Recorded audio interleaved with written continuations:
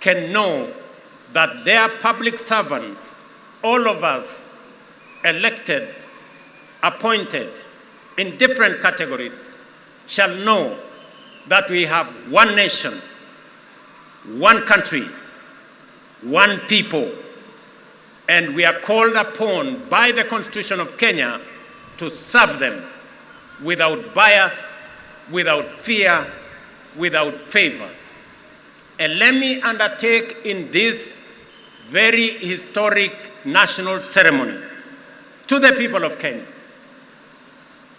And I say this as MCAs listen to me, as members of parliament listen to me, as members of the executive listen to me, those in the judiciary, and those in the executive, that the people of Kenya, it doesn't matter.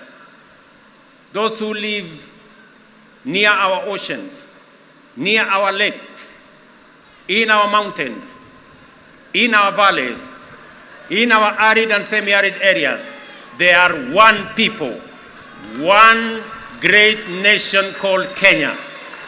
And I want to commit, pledge, and undertake that we will serve the people of Kenya equally, and no part of Kenya, no community in Kenya, no section of Kenya, no region of Kenya shall be left behind.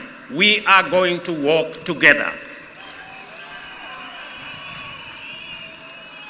I say this to our representatives.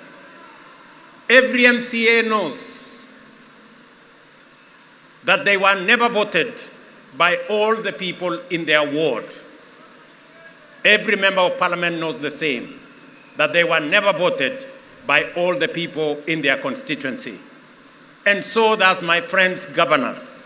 They know that not everybody in their county voted for them. But they also know that they must serve all the people, whether they voted for them or did not vote for them. Professor, you and me have the honor to serve the people of Kenya. And as I have said before, we will serve the people of Kenya equally, those who voted for us and those who did not vote for us. The government of Kenya equally belongs to all the people of the Republic of Kenya.